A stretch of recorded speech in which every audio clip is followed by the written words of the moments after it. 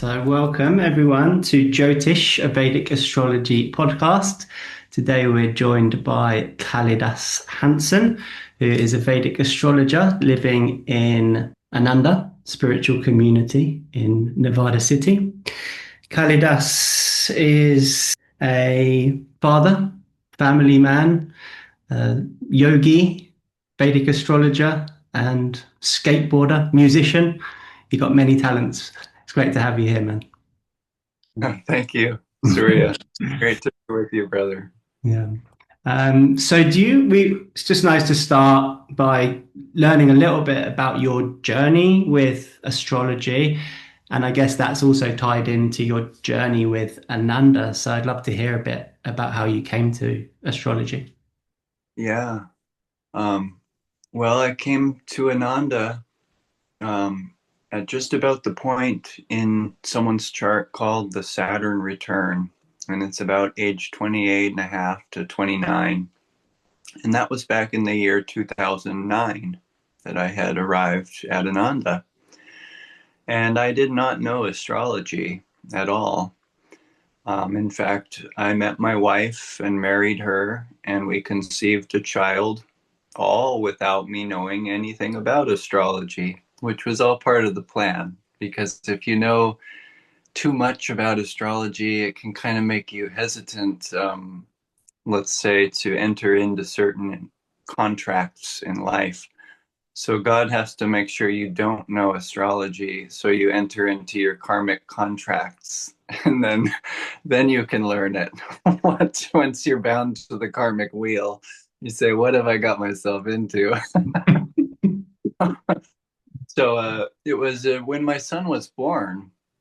We went to see my who was to become my astrology teacher, Drupada, and he's a longtime Ananda astrologer, very respected, and has helped many people. And I had been a yogi for several years. I began practicing Kriya in the year 2006 and became a disciple of Yogananda in 2005. So it wasn't until about the year 2013 and 14 that I became interested in Jyotish, in astrology. And that was because of a reading that Drupada had done, first for me and my wife. It was a gift given to us, a couples reading for our marriage. And then, even then, I didn't really know, what am I getting into? I didn't know it was going to become a major interest to me.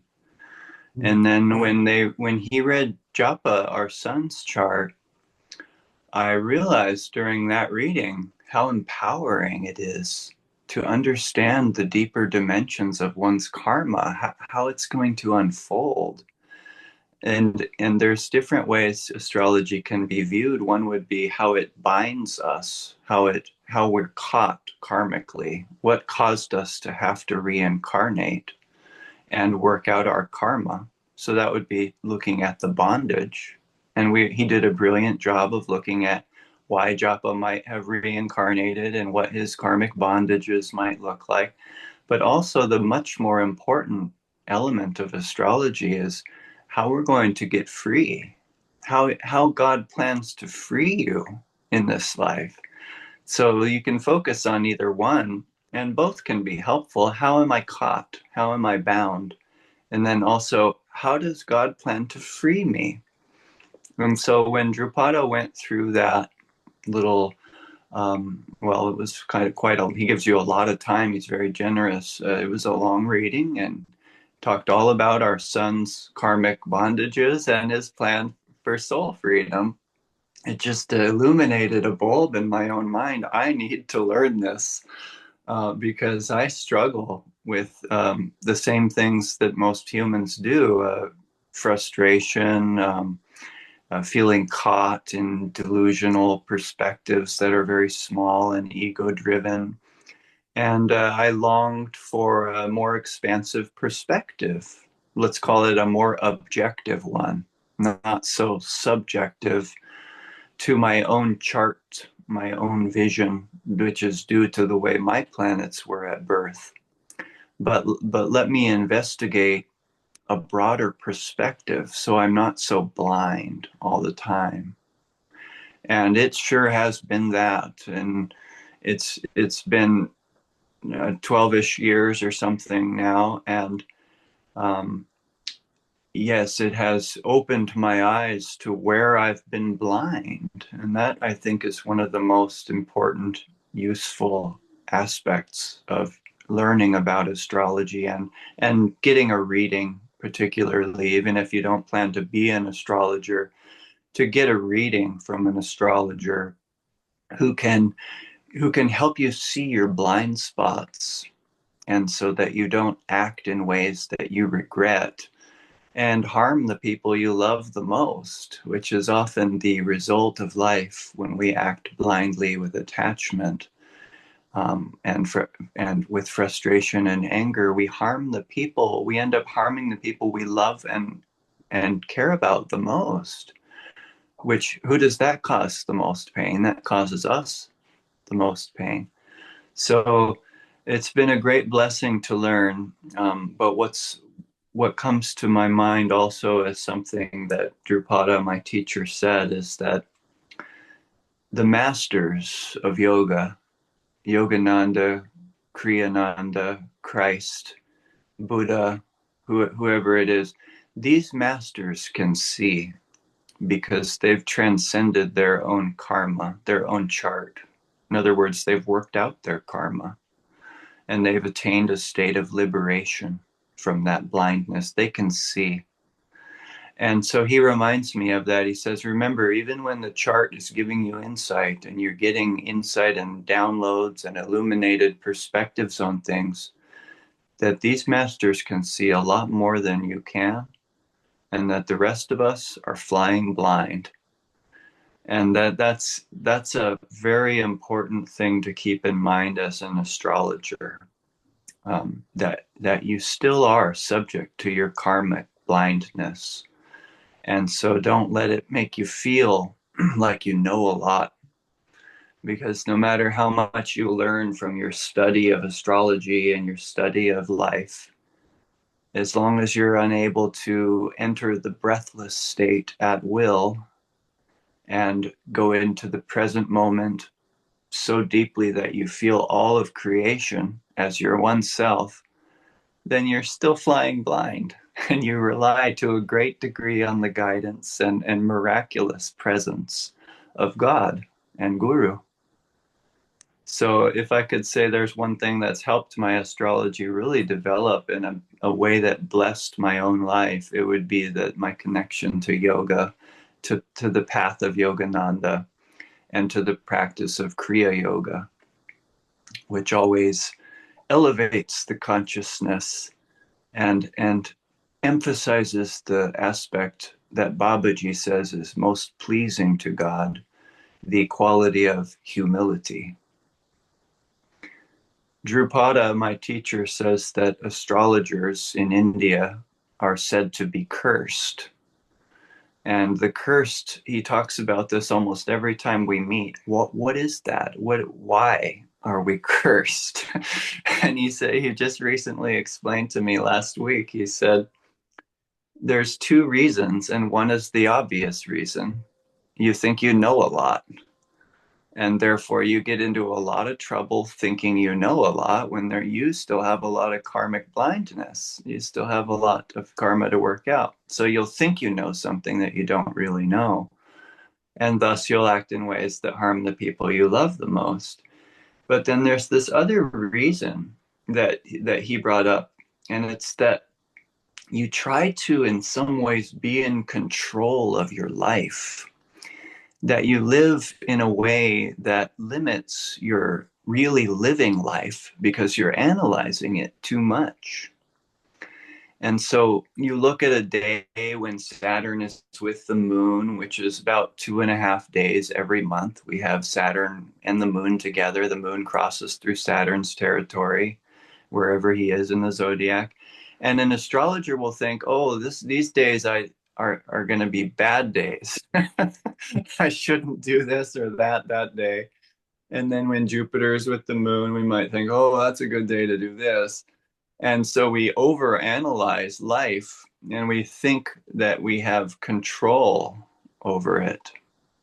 And that thinking we have control, that's the main reason we have to keep reincarnating. Because God says, oh, well, if you want to be in charge of your life journey, you go for it. You try. As many times as you want, you can try. And astrologers get really in that control seat. Like, I'm going to control the planets rather than have them control me. And that's absolutely impossible to do. We're all going to be subject to hard times and loss of control of our emotions and humbling experiences that show us how little we know. And we're all going to be given people who challenge us, regardless of what we know about their charts and all of that. So anyway, back to this idea that we're in control. To learn that we're not in control, that's a yoga. That's yoga. You surrender. As it says in one of Yogananda's poems, teach me to purify my devotion through all surrendering love for thee. And that all surrendering means every thought that we're in control, that we can plan our destiny, all surrendering love. And that love implies trust that there's a bigger power, a mother, a cosmic mother that made our horoscope, that has a plan for us, and is totally willing to take charge of our lives, should we be willing to let go, all surrendering love, and allow God to be in charge of our lives. And that's what my teacher Drupada really emphasizes for an astrologer to be aware of as they practice. There's these traps of control that you can fall in, and pride, knowledge. And these are the ways that astrologers are cursed. And so to combine it with being a yogi is a great blessing, because you have this element of humility as your emphasis, of all surrendering love. And for that reason, I like to let go of astrology sometimes for days on end, forget about where the planets are, live my life as a yogi. And then when I have a particularly hard experience or day, I'll come to the charts. I'll come and look and study what's going on with the planets, because then it's already happening. It's not me trying to foresee or to control the future. It's me just kind of reflecting on, what was that influence? Interesting. Yeah, that was on my so-and-so house. So anyway, the idea for what I would like to share today is that one of the parts of astrology, of the chart, which is the housing system, and how it can become kind of like a map for somebody's life. And not so much a map to be able to see the whole map and see everything about one's life, but really the purpose of getting a reading is to find out like where you are now and where you're going next. And for this, knowledge of the housing system can be very beneficial. For instance, there's 12 houses in a chart, just as there's 12 signs in the zodiac that we understand. And you incarnate into one of these houses as your first house. And that's called the lagna, or the ascendant. And this house becoming your first house is like the root of your chart. And it has to do with the time of day that you were born. And this first house will have a planetary ruler. And whatever ruler, whatever planet rules the sign of that first house, let's say if it's Leo, it's going to be the sun. If it's Cancer, it's going to be the moon. If it's Gemini, it's going to be Mercury. These are things that astrologers have memorized and know what are the rulers of each sign. But whichever one becomes your first house, that's going to tell us something very important about your character development. It's called the house of personal Dharma. And there are 3 Dharmas in everyone's chart. This would be the 1st house, the 5th house, and the 9th house. And these 3 Dharmas comprise the duties that we're going to be sort of given or attract in our life to develop ourselves spiritually and to become freed from old bondages. What is Dharma? Swami Kriyananda defined it as that which needs doing, and you're next in line. So first of all, first Dharma is our character development, and that's called personal Dharma. Become somebody who you enjoy being. In other words, enjoy your life. Enjoy your person that you wake up to every day.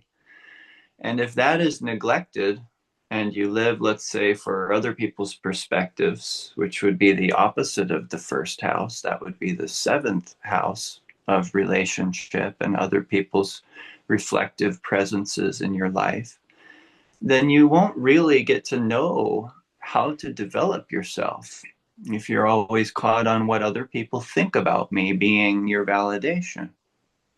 So what does the 1st house have to do with? It's your relationship with yourself. And wherever that planetary ruler, the ruler of your 1st house, the ascendant, is, it's going to tell us very important information about how and what area of life will be your major focus on how to develop that character. So if it is a person, let's say a Gemini ascendant, we will look for their Mercury. If their Mercury is in the 9th house in Aquarius, that will be in the house of spiritual Dharma. And that will be a person who is geared towards religious practices or finding God, or as they call it, the house of grace and good fortune. And that person will be very driven towards spiritual effort. But there's 12 of the houses. And what if the ascendant Lord is right on the ascendant in the 1st house? That means that they're very important to themselves and that they're going to be a leader. They're going to want to excel in life. And there could be the danger of pride there, but there could also be a really great leader waiting who understands that God is the self. There is no other. It's just an illusion. That would be a very high octave of the 1st house, is somebody who recognized that God must work through us if we are to achieve greatness, because he is all the power in the universe. And when I'm connected to him, I feel an increasing flow of guidance and peace. And when I think it's all up to me, I feel stressed out and uneasy and worried about my own persona and how other people think about it.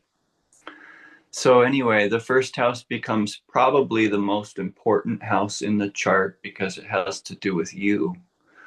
And you'll see everything else in the chart has to do with the things that you do. But this particular house, the 1st, it's called the Lagna. It is the house of personal Dharma. And it's how you develop yourself and become somebody who you like, who you love. There's a lot of talk in our world about loving yourself. And they think about, what comes to mind superficially is like taking a jacuzzi with a bowl of ice cream. It's like how to pamper yourself. But the love of self, how to love yourself is to be useful to humanity, to become a presence in this world that blesses others, and therefore sees your own existence as useful.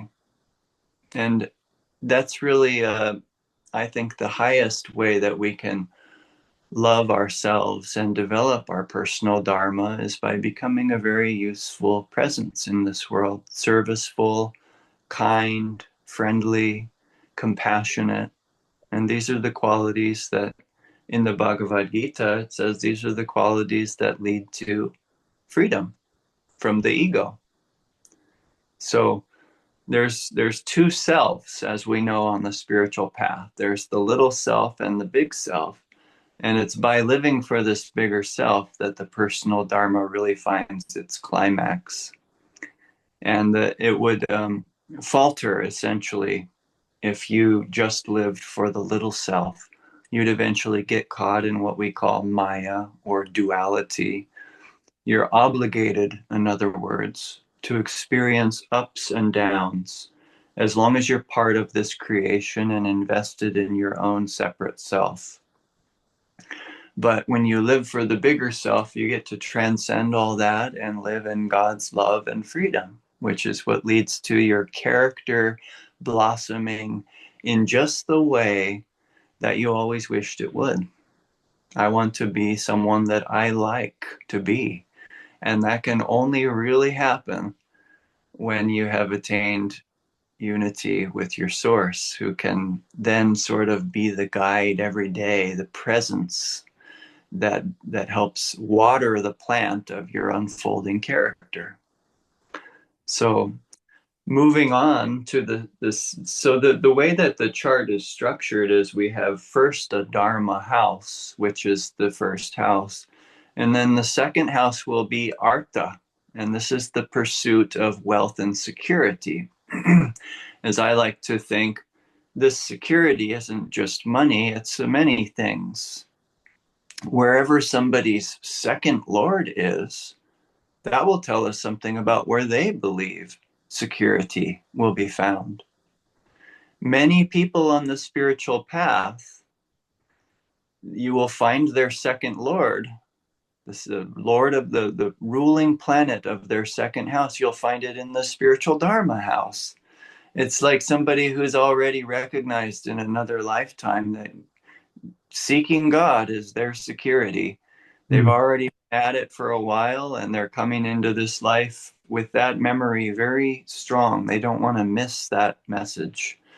And therefore, they will have questions about what this world is doing. Why is everyone thinking that college is going to bring me security? Why is everyone trying to get me to focus on money and bank accounts and retirement funds when I'm like 25? When I feel a deeper longing for something more eternal, an eternal security as opposed to a temporary one. But this second house is called an Artha house, and it does include our pursuit of the things that we're going to need while incarnate in a frail, physical, mortal form. So it does kind of open up when the adults surround the child and say, what do you want to be when you grow up? Because we, the adults, have all found security, we think we have, and you need to follow us because we think we know how to find security. And yet each of them is dying and sick and leaving this world just as quick as the next. And they're just as confused as the last when they do meet with illness and suffering, because they never really did find security. And so life is a very humiliating and difficult experience if you live only for material security. Let's say it's someone with the second lord in the seventh house. The seventh house is about relationships. It's about marriage. It's about the reflective quality of other human beings. So that person will find security in relationship. And so it's wherever this second lord is, it's going to tell us something about where is security for you. If the second lord is in the sixth house, this will be someone who finds their security in being healthy, and someone who finds their is that your chart? Yeah, I have second lord in the sixth house, Jupiter. and then also through their service, they'll find their security through, I need to find something to do that sort of makes me feel useful in this world. So, yeah, those are very hard workers. Those are people who will be driven. And knowing your chart personally, Surya, you also have strong 10th house planets, which is another layer to that. Let's say it's another Artha house, and it has to do with your service to humanity. So there's a couple of things in your personal chart that indicate that you will be driven to serve in this life, and that in some way whatever wealth you accumulate, that will just be like a result of having worked hard. But it's not the security. It's not where the security is being found. It's being found in you being a healing influence in this world. It's like basically you really want to make something of yourself. And didn't mean to put you on the spot there. No, it's okay. But yeah, the second house is always a way you can find out, how does this person view security? If it's a second lord in the second house, then that will be somebody who really does need to deal with money, probably, and also security is very important to them. So the delusion that's imposed on us by our societies is money will bring you that. So if they remain on that level, it may be that they become very rich. But will that bring them security? It may be that in this life they really discover that doesn't. And then they go on a deeper search from there. And the purpose of that incarnation would be to achieve wealth so that they could see through it. Just like they say most wealthy, famous people are unhappy. That they didn't achieve the security that they wished for. So a second house, a strong second house, will be somebody who does attract money, but then can eventually see through it and move on to a new quest for security, which would be, let's say, helping other people with their money, using their money to help other people who are less fortunate in this world. That could be a very good example of someone who graduated from the second house karma. And if the second lord is, what came to mind for me is if the second lord was in the eighth house, which is opposite, what do you think would be the results of that? Because that seems like it would be a kind of challenging position because it's your security is coming from a place of insecurity, a place of difficulty, a place of challenge. Absolutely. Yeah. And we deal a lot with opposites in the chart. So what would be the opposite of the house of wealth? It would be the house of poverty. The eighth house is often people who struggle with karmic debt. Mm. And so therefore that person where do they find their security? Well, it's not going to be in poverty. That won't be the way to diagnose it, but they will find their security through ecstasy, through seeking the transcendental freedom of being somebody like Saint Francis, who is impoverished but in ecstasy. It's actually quite a challenging position you bring up, I think, and it would lead someone to first the where would they find their security? In states of freedom, in states of feeling freed from the contractive struggle of materiality.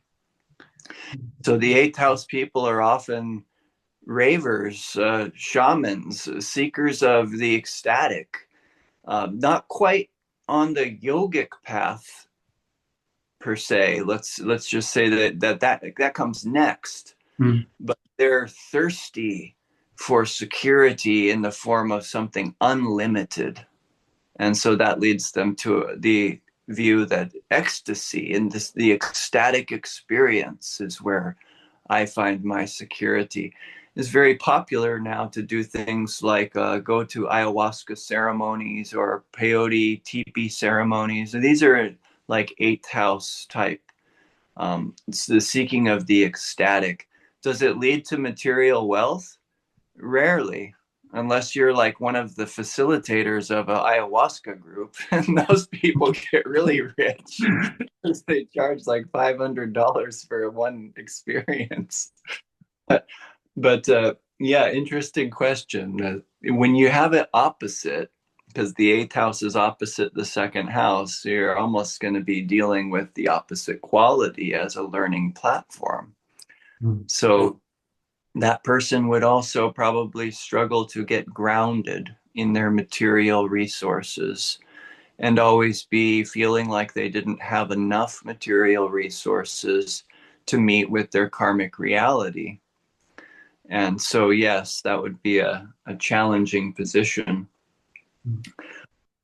So that's the first Artha house. So far we've gone through the first Dharma and the first Artha. And then we go into the third house, which is Kama. And this is the Sanskrit word for desire. Now, the third house is what my teacher defines as the sensory mind. There will be three houses of mind coming up. The third house is sensory mind. The fourth house is emotional mind. And the fifth house is the discriminative or intuitive mind. But first, let's talk about this sensory mind, the Kama house. This is the real free birds. Like, I want to do what I want to do when I want to do it. I want to make my own hours. I don't want any boss in my life. I want to be my boss. These are the people who really need to be in charge. And when you see planets in someone's third house and they're strong planets, then that person's not going to want anybody to tell them what to do. Now, interestingly, the opposite of the third house is the ninth house of spiritual Dharma. And if we're all sucked in on the third house, we won't have any interest in God until we've failed miserably in life. And the third house people can either become very, very self-confident, don't tell me what to do types, but they can also become really great if they learn to bounce their will, which is the house of free will, is the third house. If they learn to let go of what they think is right and invite God into the picture, that's kind of bringing the ninth house, the opposite, into the third house. And that can become a very powerful person, because it might look to the world like they're choosing freely with their own will, but inwardly they're consulting with God, saying, how should I use my free will? And that will be a very brave and empowered person.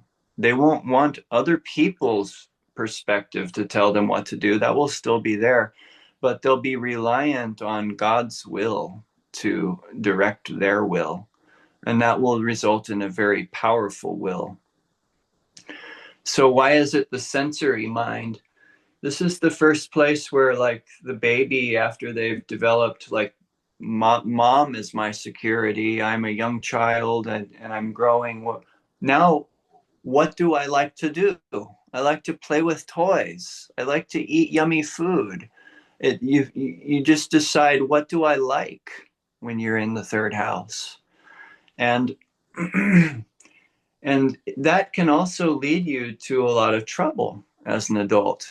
I only want to do what I want to do. And so you become a slave to your senses, and you fail to recognize there's deeper levels of enjoyment in life that involve the necessity that God lead you, and that you take the back seat of your authority and allow God to be your authority. That's a very healthy third house, is somebody who includes that opposite of the ninth house. But usually these people are very strong-headed. I personally have the planet Ketu in my third house.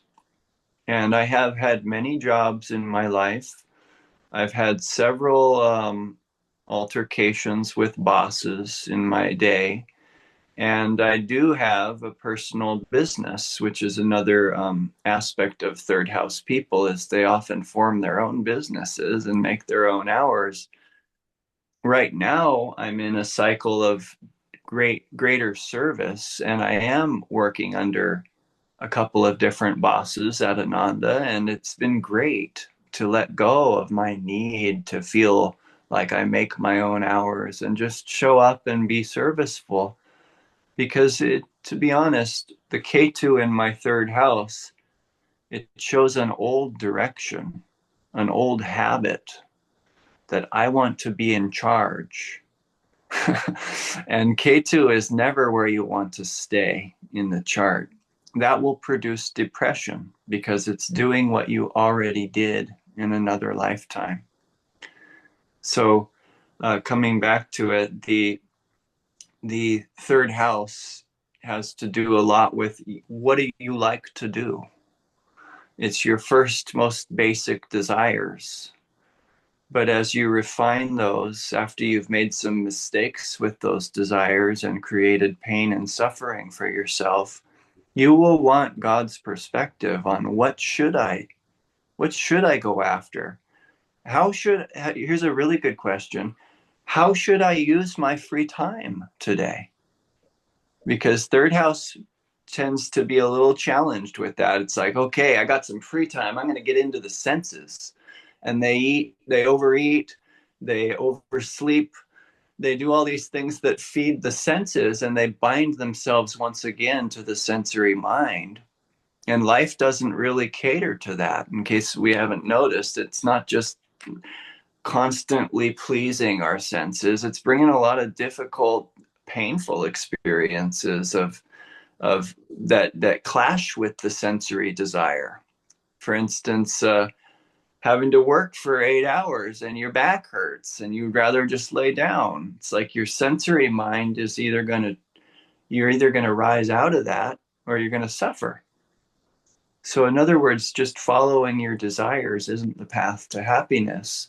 But when you do go into that place spiritually and you say, Lord, guide my life, help me to embrace all that you send me, and also help me to use my free time wisely, then we can get a lot of grace and our willpower can really grow. So Yogananda said something very insightful about willpower. And he said, will rules supreme in every realm. So the development of our will here in things like overcoming sensual weakness or overcoming the physical body's wish to sleep in and waking up early and meditating, these things strengthen the will. They give you mastery over the senses. And you have become a strong-willed and therefore freer individual. And then when you go into the astral world, apparently, Yogananda says, will rules supreme in every realm. It will be your willpower that you've developed in this life, that you will be able to swim through the astral currents to higher realm. And what if we have a deep will to follow God's will? This is when the will becomes the strongest. Not my will, but thy will. And that will be tested many times on the devotee's path. Can we surrender what we would rather see happening and embrace what is and give our best energy to it and trust that it is our spiritual life and path? And that has an immensely strengthening effect on the will, as does the practice of regular meditation, where we say, it doesn't matter how I'm feeling, how my will wants things to be. I'm going to meditate and transcend that little will and focus on what is God's will for my life. And again, that third house being will be very blessed with a strengthening of will. The yogic path is really about overcoming that isn't it? So it's about balancing the third house and the ninth house, because the yogic path is about overcoming our likes and our dislikes. And, yoga's chitta vritti nirod, it's neutralizing those waves of likes and dislikes. And so, as you say, it's about harmonizing our own will. Because if we go too far into the third house and only assert our own will, then we get into trouble. And if we only go to the ninth house and we just surrender completely and don't take any action and don't do anything, just lay there and expect God to do everything, then we don't, we need to balance both of those, don't we? Absolutely. Yeah, and that's a very key axis, the third and ninth house. That's a key axis for the devotee to understand. You're absolutely right. And not to give up, because the ego is going to constantly every day want to grab that will again and control. And so, you mentioned skateboarding. That's something I've learned. I've done for 30 years as a discipline and also an indulgence. It's a very fun thing, but also extremely hard. And it hurts you, and you fall down again and again and again. And it teaches you to get back up if you want to succeed. So another element of that third house is somebody who isn't going to quit. And that's what we need to, as it's said by many great yogis, the whole secret of the spiritual life is perseverance. As often as that ego tricks you into smallness of perspective, you don't give up in trying to offer it. You always try again at meditation, regardless of how restless it was. You come back and you try to seek, you try to offer yourself. And that willingness to persevere is a great gift given to the devotee of God. And the tendency to give up in life, if you look around in this world, mostly you see people who have given up. In other words, they've suffered and they've become disillusioned with the joy that's possible in life, and they've given up to negativity. We're going to now enter the fourth house, the emotional mind. And that is where you can either have a very negative mind, a jaded mind about life, or you can live in an inner heaven in the emotional mind, meaning you can have a positive mind. The fourth house is the first moksha house. And so what makes it a moksha house? Well, the fourth house will initially show your bondage of mind, and it will be bound to the energies of what you experienced with the mother, with the home, and with the family. And these three things, they bring up a lot for people emotionally: the mother, their home environment, and the family that they grew up with or that they live with now.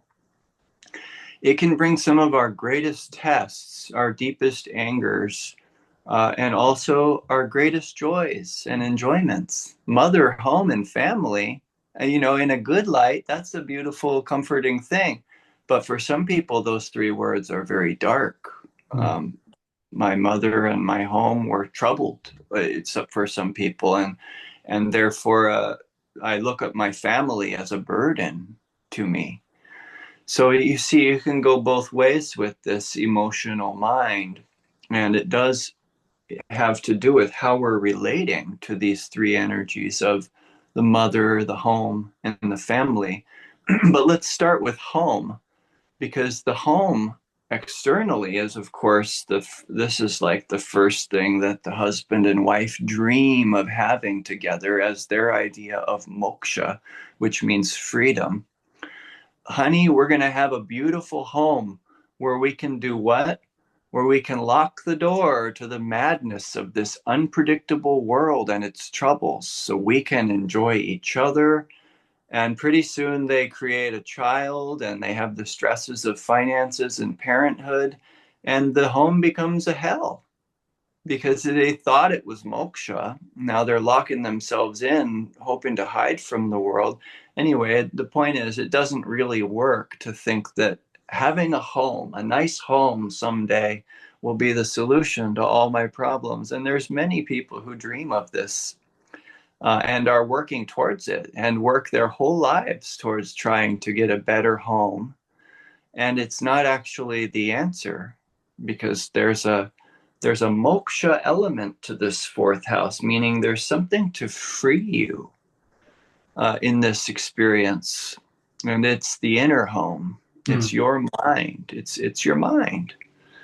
How is your mind? Is it under your control? Because if it's not, which is the majority of most people, including you and I, we are not in control fully of our minds. We're trying every day to gain a sense of not control over the thoughts, but the weeding out of negativity, the negative habit of mind, and the self-offering mind that says, I'm here for a bigger purpose than just me and my likes and dislikes. And so then the emotional mind can become very happy. Just as many people, when they're at work, they're feeling good because they're being serviceful and they're thinking good thoughts of service and doing good jobs at their workplaces. But so this is the inner home. And there are yogis in India who won't stay in the same place for more than 4 to 5 days because they don't want to fall into the delusion that anything external is their home, that their home is primarily within, and their home is a happy place when they make it a spotless, present-minded being. And that requires practice. So the fourth house is kind of where we discover that practices like meditation are important. Otherwise, our mind will become a bondage to us and won't allow us to be happy. Even when we're in, like, let's say, a beautiful beach setting on the top of a sand dune looking over a wonderful looking sunset on the beach, we might still be in the mind thinking negatively about our husband or wife or about the stresses of the week to come. And that will prevent us from enjoying the moment. So it's a bondage in the emotional mind that we usually see. But we can free ourselves through a very simple practice, and that is positive thinking. Jupiter. This is what Jupiter is known for. If someone's born with Jupiter in their fourth house, that's someone who will have done a lot of work to weed out negative thinking. They might still have judgments, they might still have bondages that get them caught in worry, but for the most part, that's very good karma in the mind. Someone with Saturn in their fourth house, or Saturn as the fourth lord, which you and I both have in common, is somebody who will need in that life, for their own freedom's sake, to weed out negative thinking, both about self and about other people who we're connected to. Because who will suffer? Well, of course, we will suffer from the negative thinking. But thoughts are very real forces. The people who we think negatively about, they will not like us if we think badly about them. They will feel on some level that we're not holding charitable, kind, and compassionate energy towards them. And that will cause problems in our life of home and family. So the weeding out of negative thinking, the being will, and this is where an astrologer can really get trapped. If they think they're wise and then they have a negative thought, they're going to think that negative thought's right. And that's not right. If it's a negative thought, it's not right. And so you can get caught in believing your own negative jargon inside the mind when you think you're wise. You're like, oh, I'm right about all these negative thoughts. And then you feel terrible. Your inner home has been polluted with a belief system of negativity.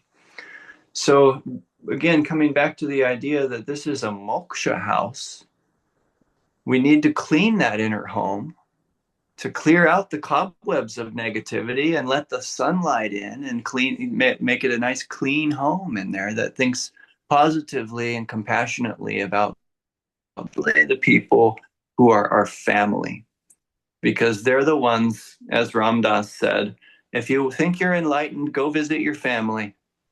So, because they're the ones we carry this karmic bondage with the most, and tend to focus sometimes on what's wrong with them rather than emphasize how great they are, which sometimes we can do with people we don't know very well. Oh, I just met this really great person. We don't know them yet. They're not our like family yet. So we tend to be nicer to people who we don't really know all their cobwebs, all of their challenges and their irritating characteristics. So and getting that mind very clean is the way to free the mind from the emotional bondage. And then family. This is, you can get really us four and no more. You can get attached to your children and to your wife as the people who matter the most. But the moksha element of family is learning to see every human in this world as your family. And so the love that you're working on with your family, which is fourth house work, this is the family, this is purifying your love. You're learning to love unconditionally the people in your family, regardless of the flaws and terrible things that they do or say. You're learning to let go of the negativity and love them unconditionally. And this will give you a great power. It will give you the power to love everyone that way. We're just practicing with our families. But then when we purify that love, we'll feel it. It will be naturally present for every human we see. And this is because it's our natural state that we're unfolding through our practice with family in close quarters, where we have to deal with their character flaws that we perceive and love them anyway. In other words, if you can love those people unconditionally who God places in your life every day, then you'll be able to love anyone. And that's kind of how we practice, is with these people who we've magnetized as close karmic, what sometimes feel like burdens. But as we practice that love, it frees us from our little complaints about humanity's flaws. And then we may see someone later on in life that we don't know very well, and they're being a very like negative, irritating person. We might think, oh, well, I've already learned to love that. I've already learned to let go of complaining about that person's negativity through my family unit. So it has a very liberating effect to live with people. And even monks know this. That's why they live together. That's why nuns live together. They know that if they just are by themselves, they won't have these mirrors to show them where their negativity lies in their judgments and things. So again, family doesn't have to be husband, wife, children. It can be a group of monks who are a family. And they will all test each other and teach each other how to love unconditionally. And then lastly would be the mother, which is that we all have this relationship of sensitivity with the mother, whether it's negative or positive. And we need to expand that in this house to see that there's always been a mother. She's everywhere. And this is our relationship with God. And so just to make it very simple, that we're feeling a trust that we are going to be taken care of throughout this life by a force that's bigger than our earthly mother, regardless of how well she did for us or how much she may have faltered in our eyes. But to regain the trust in life that there's a powerful presence that cares about us, that we can appeal to for help, that we can bring our problems to and say, I really screwed up, I need your guidance. Or we can bring our poverty to and say, I really need you to support me. I'm so low on money. Please guide me to where I can attract more of what I need. And so this divine mother becomes the moksha of this house, of us learning to relate to God as mother, as the all-provident, all-providing one, which the Hindus, the Indians, they think of as Lakshmi. And a very, very popular deity in India is Lakshmi, because she's that infinite source of wealth, who, when you worship with trust, faith, and surrender, you will see she fulfills your every need. But if you think, oh, it's up to me, I have to create a scheme, I have to make money off people, I need to look out for my own needs, she will let you. She will allow you to try to do it yourself and be in control, which is why there's so many poor people in the world. They have not appealed to Lakshmi. They have thought it up to themselves to scheme a way through life.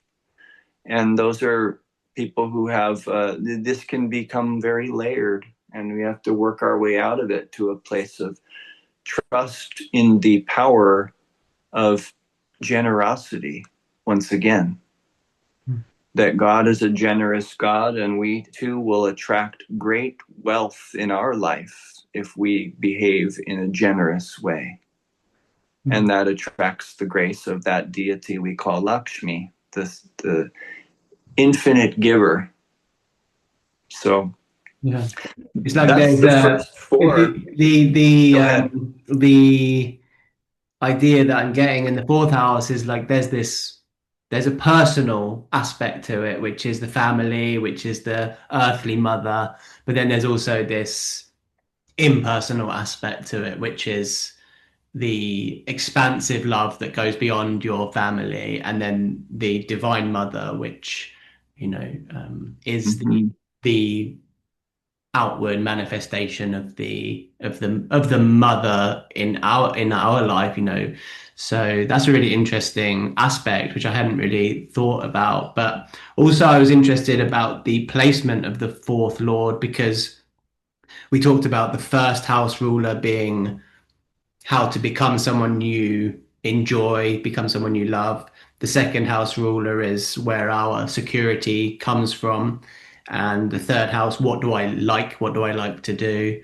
So, what does the fourth house kind of indicate? Is that like where I feel at home? Is it where I feel a sense of peace, or what do you make of that? Yeah, I think that those are good perspectives, that those are both very valid. And then you'd go to the idea also of moksha. How will I be liberated from these four smaller ideas of mother, home, and family? And that fourth lord will be somewhere where it will expand you in those ideas. So let's say if it's the fourth lord in the 10th house, which would be opposite the fourth house, it'd be like, I'm going to, through my service, through my career, I'm going to feel, I'm going to work towards liberation. I'm going to work towards liberation from these small ideas of I need to be at home. Well, you're in your 10th house, you're going to be out. You're going to be in your career, or you'll be busy a lot. So having a sense of home within you as you're a career man, like Rajarsi Janakananda, who would be a good example. He was a driven career man and became a multimillionaire. But he would meditate at his office, and he would always meditate before he made important decisions. He would go home inside. He wasn't allowed to really go home because he was so busy. So whatever the fourth lord is drawn to, that will bring us greater perspective on how to liberate ourselves from these fourth house bondages to the emotional mind. If you want to make it really simple, and just this will go across anyone's chart, wherever it is that the fourth lord is, that's somewhere you need to learn to think positively and hold positive energy. So if it's in the workplace, then you need to see the work people as family and think of them as friends and brothers and sisters. If it's in the ninth house, this will be spiritual dharma. It will be you tending to think that your family are the people who follow the spiritual life. But that might be a very slendering perspective. In other words, I only love devotees. That would be a hang-up for someone with the fourth lord in the ninth house, is that I only see as family those who seek God. And, even Jesus said, who is my brother and who is my father, but my mother, but they who seek God. But he wasn't saying that, I don't think, in an exclusive way, that he doesn't love all people. So sometimes when your sense of family is brought into only these type of people who love God, God will put you in a position that doesn't allow spiritual family. It puts you in a much more worldly environment, because your work will then be to learn to love these people who don't follow the spiritual life. Think positively about this very worldly man who's totally sensual. See his higher nature. So that could be a real liberating thing to do that. And a good example is I used to have to work in an Italian restaurant that I served meat lasagna and veal and all these meat products. And I would think, God, why did you put me in this work? Why am I stuck in this job where I have to serve people such poison? And in my eventually, through my meditation, through my prayers and asking, the answer came, you're judging these people. That's why you're with them. You do not see them as family. You see them as meat-eating, disgusting, toxic people. And so that really changed my way I approached being a yogi waiter. Was like, oh, all right, you're going to have the carbonara, or they'd ask me, what's good here? And there's like all meat products. And I would share with them, I'm a vegetarian, but people really like this.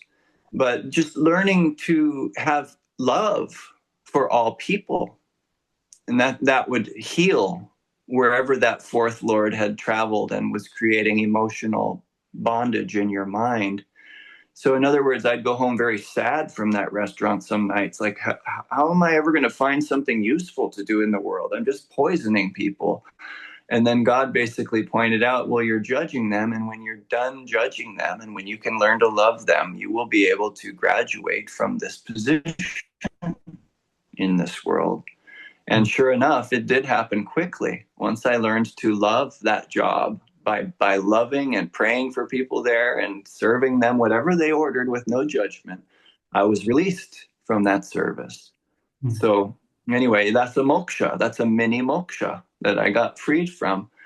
And so you'll see that when you learn how to think positively in whatever area that you've been placed, especially if you don't like the current area where you are, you'll be able to graduate from it much quicker and move beyond it. It's because of the negative thinking there that you're bound to it. It's creating judgment and different things that slow down and create more karma there. Awesome. So going to the fifth house, we have the next Dharma house, and this is your creative Dharma, which you just mentioned. You have children. I have children. And this is a big part of our creative Dharma. And it's the most commonly created thing amongst human beings, is this child rearing thing. It becomes a massive creative project that requires a lot of counseling. Remember, I mentioned the fifth house is the discriminative mind. And when we have children, and of course, this applies to people without children too, but when you have children depending on you for your guidance, you really have to become a good counselor. And you're not a good counselor yet. When you have a new child, you have to learn that spirit in its creative aspect can flow through you to accomplish your dharma.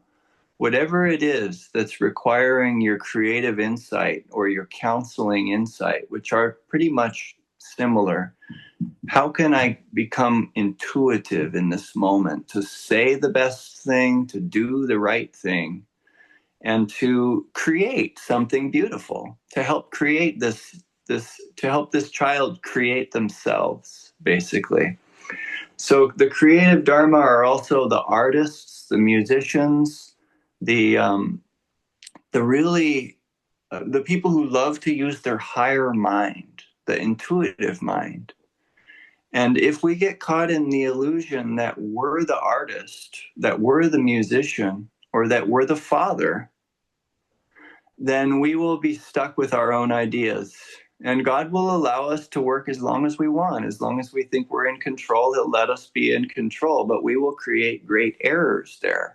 We'll become upset as a father. We'll do things to our children that scar them emotionally. It's been true in my case. The first 5 years of my son's life, I faltered at trying to be a father. I didn't realize so much that I needed so much help from God to be present with my child. Present to do what? To accept them just as they are. Because when you completely accept the reality as it is, then you can move with confidence into a next step with intuition. If there is any kind of rejection or wish to control the person or the reality or the creative project, then you're taking the reins away from spirit and you're saying, I'm in charge here. And you'll be allowed to do that, but you won't have the intuitive, discriminative mind that you wish you did during that creative project, whether it's parenting or making an art piece or writing a song. So it requires presence. This fifth house is fascinating. It's your creative dharma. What will you create in your life? And if we just think, oh, I'm going to do this, I'm going to do that, I'm going to plan it all out, and it's going to be flawless, we're going to meet with great frustration. So it requires letting go of your future imaginative visions of how you want it to look. And also letting go of your past memories of how things have already looked in your life. For instance, if you've failed as a father many times at holding your temper and yelled at your children, you might feel unworthy in this moment to be a good daddy. But if you let go of what's called Rahu and Ketu, which are the past and future elements in your mind barking at you, and just be present and do your best here and now, then that fifth house, the creative dharma, can unfold. And this goes for whether we're counseling, creating, fathering, or mothering, doing anything that requires tact from the higher mind. We want to enter presence. This is why meditators meditate. It's to enter presence.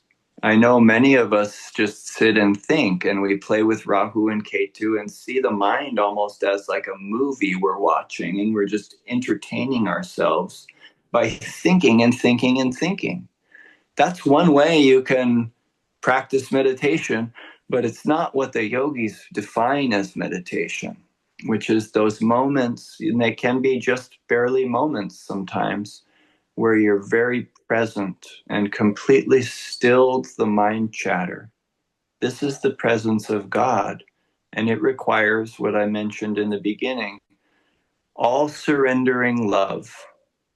You have to be willing to let go of your mental movie that you've so entertained by up there, and instead enter the present moment with a sense of surrender. Surrender of what? The tendency to need to follow your thoughts and to recognize that these thoughts have led me nowhere. They just bring me around in circles again and again, back into most of the time, frustration with why I can't manifest them, why I can't manifest the things I hope my future holds with my imagination. So coming back to how to get intuition to flow, we must enter presence. And this will make you a very good parent when you learn how to be present with your child, to sense their reality, to allow them to be the leader sometimes, and to detach entirely from your own program of what you would like to control about it all. And that makes you very intuitive, just to be, and that makes a very good counselor, and an astrologer as well needs that quality.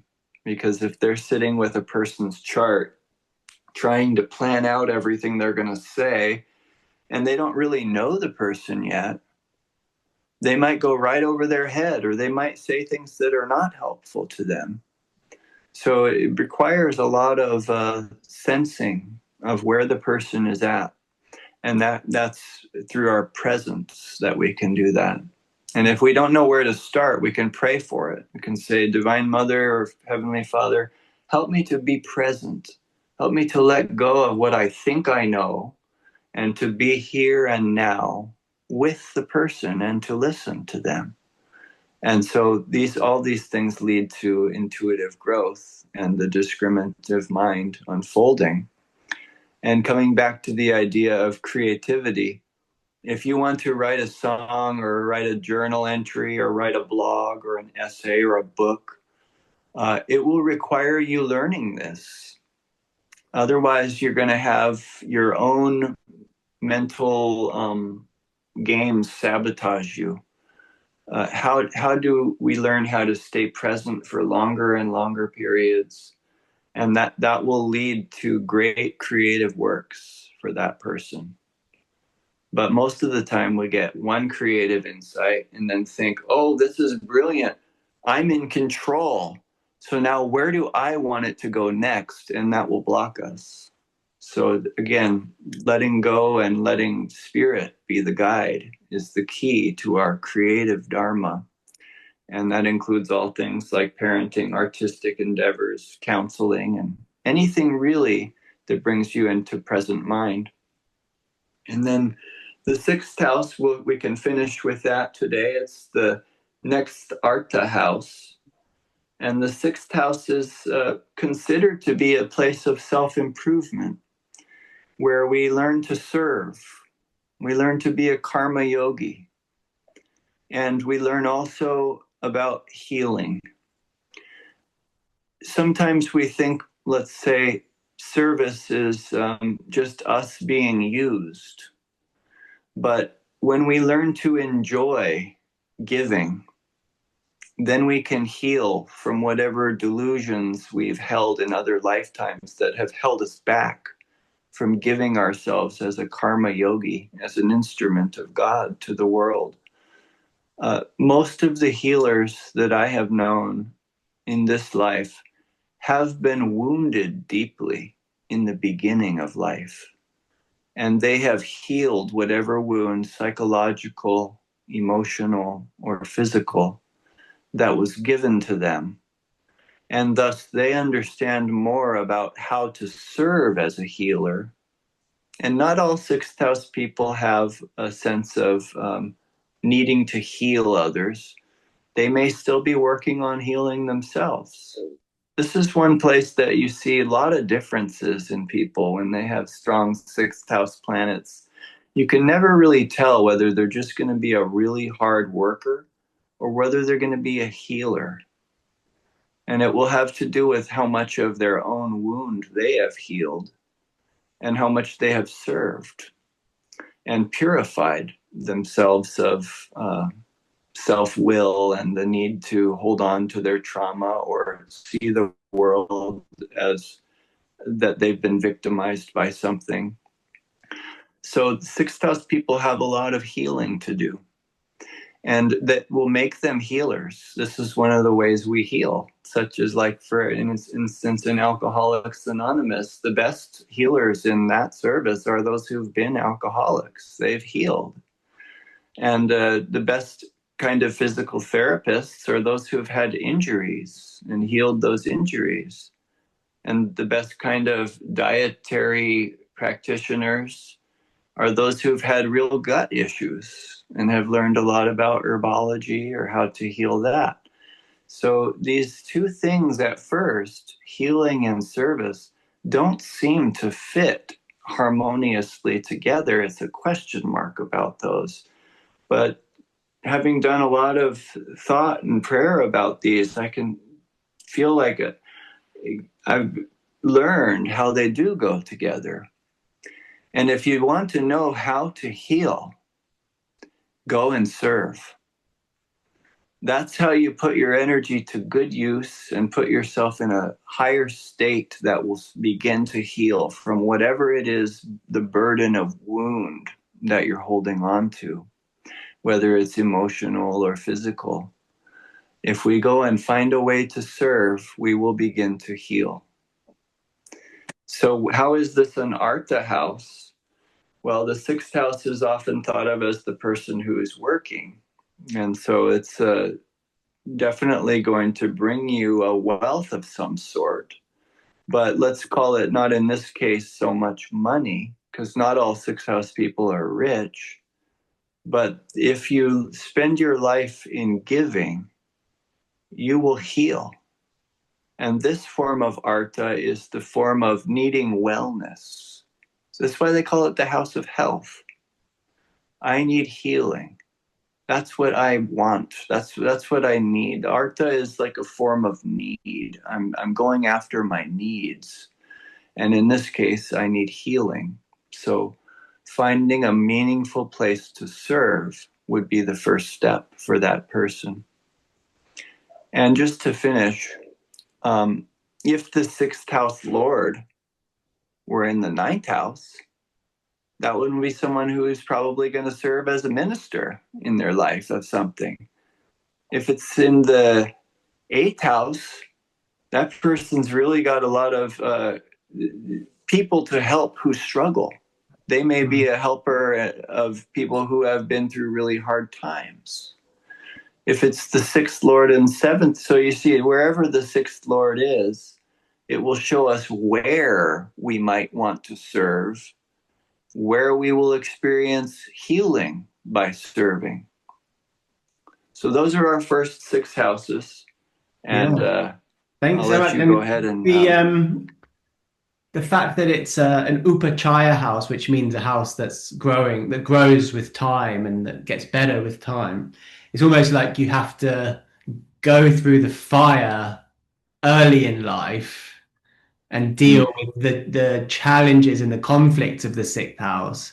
And then if hopefully you can overcome those challenges and then eventually turn it into healing of yourself, and even better, using the healing that you've done on yourself, that you've received, to help other people to heal. And I loved what the example that you used of like Alcoholics Anonymous. That's like a perfect example of having that terrible thing happen to you and to go through a real torturous experience and then being able to use that to help other people overcome that is powerful. Yes, totally. And yes, that's a great point. Just that the wound that's being given to you, it will be humiliating in your life, but it will bring you to a point where you know you need to improve. Not everyone knows that. It's like, oh, I'm good enough how I am. But the sixth house has a way of revealing to you what you said, upachaya, your need for self-improvement. And therefore, it's a very progressive house. People work through a lot of karma through serving and through healing and through combining the two and not seeing them as separate.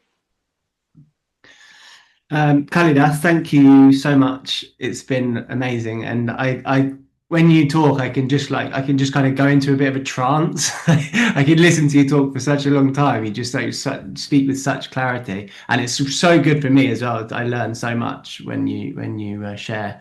So yeah, it's been amazing, and I hope that at some point we can meet again and chat about houses 7 to 12. Absolutely. And it's been a great pleasure to be part of your podcast here. And thank you for the invite. I'm always happy to share and would love to do the last six houses another time, brother. Okay, thank you so much. Okay. Have a lovely one.